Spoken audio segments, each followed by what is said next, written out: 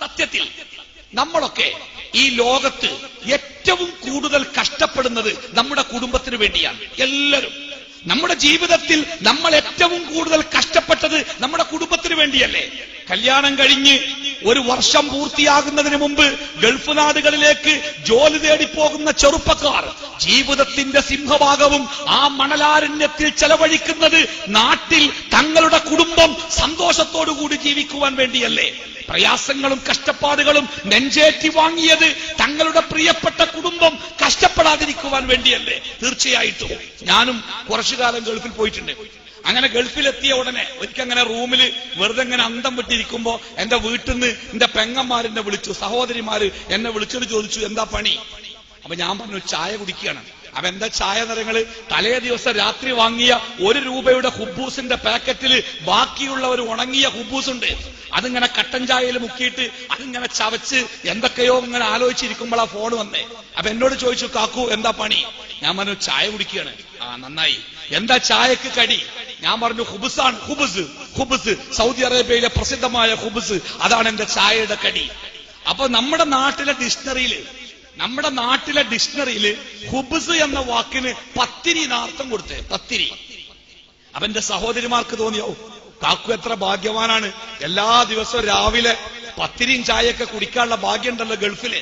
ഞാൻ പറഞ്ഞു, നിങ്ങളെ കാക്കു ഭയങ്കര ഭാഗ്യവാനാണ്, എല്ലാ ദിവസവും രാവിലെ പത്തിരിയും ചായയാണ് കുടിക്കണേ. ഞാൻ നാട്ടിക്ക് വരുമ്പോ നിങ്ങൾക്ക് എല്ലാവർക്കും വേണ്ടി ഈ പത്തിരിയും വാങ്ങി വരട്ടോ എന്ന് പറഞ്ഞു. അങ്ങനെ നാട്ടിൽ പോണതിന്റെ തലേ ദിവസം നല്ല 4 റിയാലിന് നല്ല മിസ്രിന്റെ ഉമിയുള്ള ഹുബുസ് വാങ്ങാൻ കിട്ടും. നല്ല ഉമിയൊക്കെ ഉണ്ടാവുമേ, ചൂടുള്ളത്. അത് 4 പാക്കറ്റ് വാങ്ങിയിട്ട് എന്റെ പെട്ടിന്റെ മേലെ തന്നെ വെച്ച് കെട്ടി. രാത്രി വീട്ടിലെത്തിയിട്ട് ഉമ്മാനോട് പറഞ്ഞു, ഉമ്മ രാവിലെ ചായക്ക് കടിയൊന്നും ഉണ്ടാക്കണ്ട, ഞാൻ ഗൾഫിൽ നിന്ന് പത്തിരി കൊടുന്നിക്കണേ.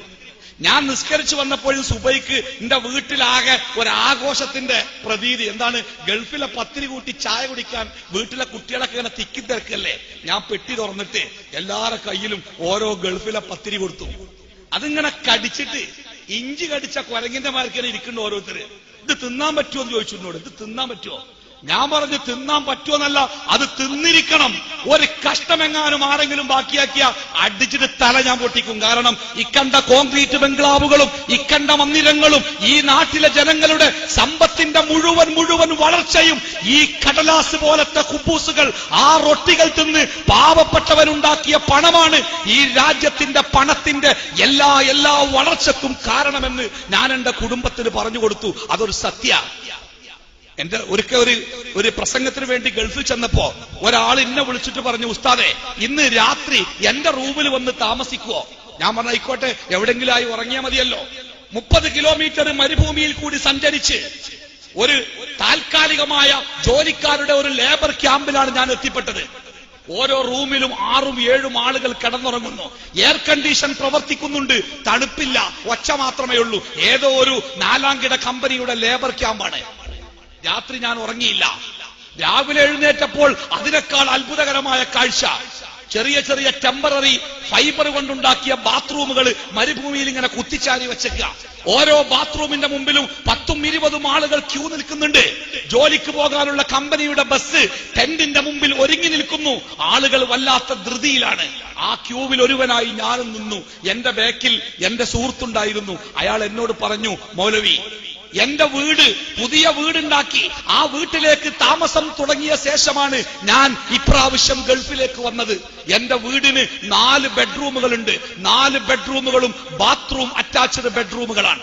എന്റെ വീടിന്റെ പുറത്ത് 2 കോമൺ ബാത്റൂമുകൾ വേറെയുമുണ്ട്. ചുരുക്കി പറഞ്ഞാൽ സ്വന്തമായിട്ട് 6 ബാത്റൂമുകൾ എനിക്കുണ്ട്. എന്റെ വീട്ടിലാകെയുള്ളത് എന്റെ ഭാര്യയും 2 മക്കളും മാത്രമാണ്. ജോലിക്ക് വരുന്ന ഒരു സ്ത്രീയും രാത്രി എന്റെ ഭാര്യയ്ക്ക് പേടിയാണെങ്കിൽ എന്റെ ഉമ്മ കിടക്കാൻ വേണ്ടി വരാറുണ്ട്. ആ ഉമ്മയുമടക്കം എന്റെ വീട്ടിലുള്ള ആകെ ആളുകളുടെ എണ്ണം ഒരു മുറിയിൽ കൊള്ളാവുന്ന ആളുകളെ ഉള്ളൂ. പക്ഷേ 6 ബാത്റൂമുകൾ എനിക്ക് സ്വന്തമായിട്ടുണ്ട്. എന്നിട്ട് അദ്ദേഹത്തിനോട് പറഞ്ഞത്, മൗലവി, നമ്മളെ കുടുംബെങ്ങാനും അറിയോ? 6 ബാത്റൂമുകൾ സ്വന്തമായുള്ള ഞാൻ ഈ തകർന്നു വീഴാതിരിക്കുന്ന ഈ തകർന്നു വീഴാൻ കാത്തിരിക്കുന്ന ഈ ബാത്റൂമിന്റെ വാതിലും തള്ളിപ്പിടിച്ചുകൊണ്ട് മണിക്കൂറുകൾ വരി നിന്നാണ് എന്റെ ആവശ്യങ്ങൾ നിർവഹിക്കുന്നത്, എന്റെ കുടുംബത്തിന് വേണ്ടിയാണ് ഞാൻ ഈ പ്രയാസങ്ങൾ സഹിക്കുന്നത് എന്ന് എന്നെങ്കിലും എന്റെ കുടുംബം അറിയുമോ മൗലവി? അയാൾ കണ്ണീരോടുകൂടി എന്നോട് ചോദിച്ചു. ഞാൻ പറഞ്ഞു, ഒരിക്കലും നമ്മുടെ ഈ ത്യാഗങ്ങൾ, നമ്മുടെ ഈ കഷ്ടപ്പാടുകൾ നമ്മുടെ കുടുംബങ്ങൾ അറിയാതിരിക്കട്ടെ. അവർ സുഖിക്കട്ടെ, അവർ സന്തോഷിക്കട്ടെ, അവർ ആനന്ദിക്കട്ടെ. നമുക്ക് അവർക്ക് വേണ്ടി കഷ്ടപ്പെടാമെന്ന് ഞാൻ അവരോട് പറഞ്ഞു. അന്നേ ദിവസം എനിക്കുണ്ടായ ഒരനുഭവം കൂടി പറയുമ്പോഴേ എന്റെ വിഷയത്തിന്റെ കനം ശരിയാവുകയുള്ളൂ. രാത്രി എന്റെ നാട്ടിലെ ഒരു സുഹൃത്ത് ആ പ്രദേശത്തുണ്ട് എന്നറിഞ്ഞപ്പോ ഞാൻ അയാളെ കാണാൻ അയാളുടെ റൂമിലേക്ക് ചെന്നു. രാത്രി 12 മണിക്കാണ് ഞാൻ അയാളുടെ റൂമിലെത്തിയത്. റൂം തുറന്നിട്ടില്ല. തൊട്ടടുത്ത റൂമിലെ ഫിലിപ്പീൻകാരനായ ആള് എന്നോട് പറഞ്ഞു, 1 മണിക്കേ വരൂ, 1 മണിക്ക് വരും. 1 മണി വരെ ഞാൻ അയാളുടെ റൂമിന്റെ മുമ്പിൽ കാത്തിരുന്നു. 1 മണിയായപ്പോ അയാളുടെ കമ്പനിയുടെ ബസ്സിൽ അയാൾ വന്നിറങ്ങി.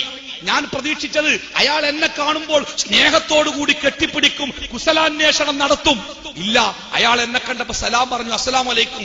വളരെ തിടുക്കത്തിൽ അയാൾ റൂമിന്റെ വാതിൽ തുറന്നു. അയാൾ എന്നോട് സംസാരിച്ചു കൊണ്ടേയിരുന്നു. ആ സംസാരത്തിന്റെ ഇടക്ക് ഇത്തിരി അരി കഴുകി അയാൾ ഒരു പാത്രത്തിലിട്ട് അടുപ്പത്ത് വെച്ചു. പിന്നെ അയാളുടെ വസ്ത്രങ്ങൾ അഴിച്ച് അയാൾ ബാത്റൂമിലേക്ക് കയറി അയാളത് അലക്കിക്കൊണ്ടിരുന്നു. എന്നോട് സംസാരിച്ചുകൊണ്ട് തന്നെ ആ അലക്കിയ വസ്ത്രങ്ങൾ അയാൾ ഉണക്കുവാൻ വേണ്ടി വീടിന്റെ പുറത്തെ അയലിൽ കൊണ്ടുവന്നിട്ടു. അപ്പോഴേക്കും അടുപ്പത്തെ ചോറ് വെന്തിരുന്നു. അയാൾ എന്നോട് ചോദിച്ചു, നിങ്ങൾക്ക് ചോറ് വേണോ? ഞാൻ പറഞ്ഞു വേണ്ട. എന്നോട് സംസാരിച്ചുകൊണ്ട് ഞാനും അയാളും തൊട്ടടുത്ത കടയിൽ പോയി 1 റിയാലിന്റെ ഒരു പാക്കറ്റ് തൈര് വാങ്ങി. ആ തൈരിന്റെ പാക്കറ്റ് പൊളിച്ചിട്ട് ആ ചോറിന്റെ കലത്തിലേക്ക് അയാൾ കമഴ്ത്തി.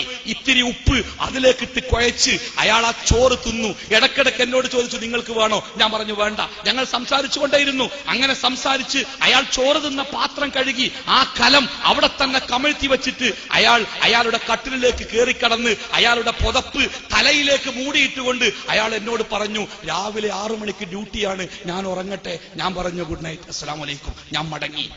വൈകുന്നേരം രാത്രി 1 മണിക്ക് വീട്ടിലെത്തി. തന്റെ വസ്ത്രമലക്കി, തനിക്ക് വേണ്ടി ചോറുണ്ട്, തന്റെ നാടിന്റെ വിശേഷങ്ങൾ അന്വേഷിച്ചറിഞ്ഞ മനുഷ്യന് രാവിലെ 6 മണിക്ക് അയാൾക്ക് വീണ്ടും ജോലിക്ക് പോകേണ്ടതുണ്ട്.